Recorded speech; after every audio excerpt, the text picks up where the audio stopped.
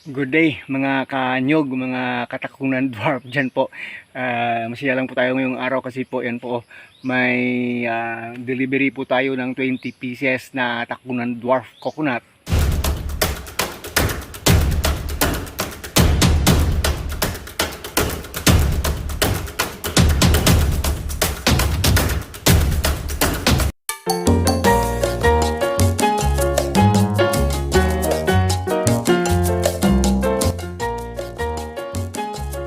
Sa kaibigan natin kay Sir Ives Sibilino ng San Joaquin, Iloilo po.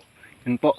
Pasensya na po kayo Sir Ives kasi ito ay tira-tira lang ito ng marami ng pinagpilian noong last months pa kasi nga po sabi ko nga siguro wala nang bibili kasi patapos na rin yung taon. Karamihan po kasi bumibili ito June, July. Yun po. So, pasensya ka na dito. Ang masamang balita pa ay napasok ng kambingan natin yung tawag doon, yung nursery natin doon sa kabila. So, yan. Tira ng kambing itong iba. Pero pasalamat tayo may tira pa.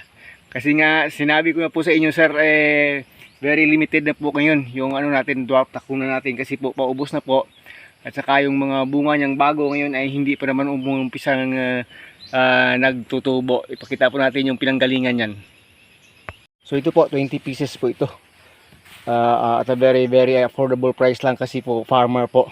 Pag farmer po kasi hindi po tayo nagbibigay ng right tawag right or current price. Talagang farmer's price yung binibigay natin para makakatulong po tayo sa gustong magpadami ng takunan dwarf dito sa atin. Saan ba nanggagaling yan? Dito po yan nanggagaling. Ito yung puno ito, araw-araw kinukunan niya ng bunga. Siya yung pinakamalapit dito sa Kamalig. Kaya yan, araw-araw po natin sinusunod halos yung bunga niya. Buko salad, buko juice. Pero kita nyo naman, ito po yung isang puno dito na medyo malayo. Ayan, inaaraw-araw na naman natin yan. Ganyan po kadami yung bunga niya na 10 years na po ito. Nagbunga po ito noon, 3 years old pa lang. 10 years na po yan, galing po ng PCA. Takunan dwarf, yan po kadami yung bunga nyo. Yan, ganyan sa kadami yung bunga. Yan po, lalong-lalo na po pag alagang-alaga, palaging malinis. May tubig palagi yung puno. O yan po, malapit din sa drum dito sa ating water source. Kaya kahit summertime, bunga ng bunga yan. Daming magbunga yan o. Yan o. Ang dami ko nang ginawa dyan.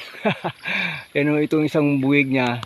Halos yung pwedeng na makain halos ay nasa mga 5-6 na ang nakuha ko dyan sa kabila. Yung doon sa kabila banda ay marami na rin ang kunukuha doon. Pero kasi medyo malayo ito sa Kamalig. Diyan palagi tayo kumukuha sa kabila. Yan, nag-uumpisa na magbunga dyan. Pag pumunta dito yung mga pamangkin natin yan, kulabo na naman yan. Ayan po. Ito yung kabila nito. 10 years na po ito. Nagbunga po sila at the age of 3 years. Pero ito hindi masyado marami magbunga. Ayan. Marami na rin. Ayan o. Kasi nga tawag doon, hindi naman tayo nag-aabuno dito ng chemical. Binigyan natin dito sa kanila ay ano lang, dumi ng kambing. Kasi nga po nagkakambing tayo. Pinasok nila dyan sa loob yung nursery natin.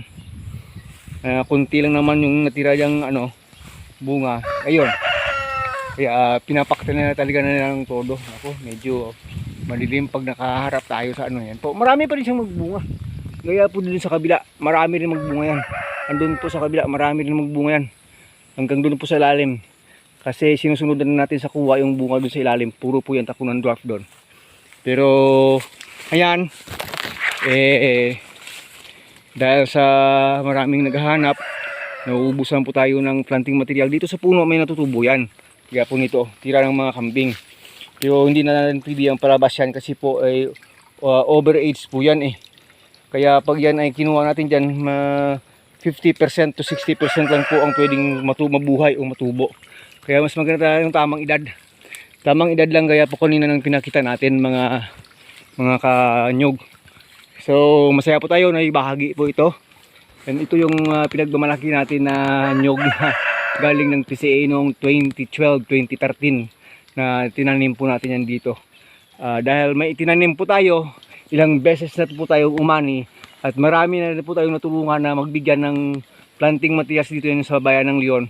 At saka sa may gusto dyan, pagpa-reserve po kayo early para po naman as early as possible by June, July next year para makapalabas po tayo para nang ma-insure po natin yung ating tawag doon, nursery doon, kasi may kambingan na tayo ngayon.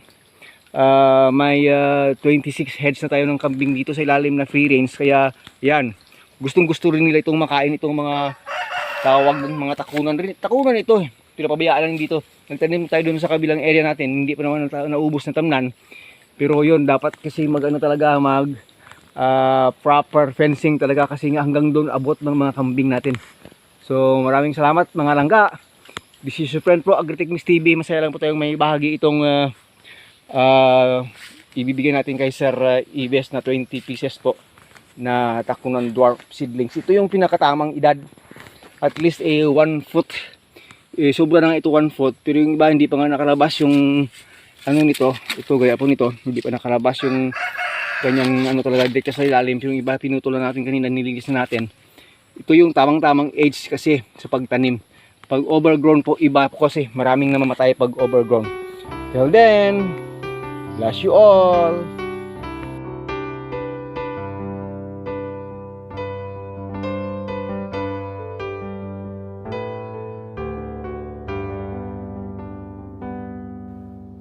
Listening through the distance, it's such a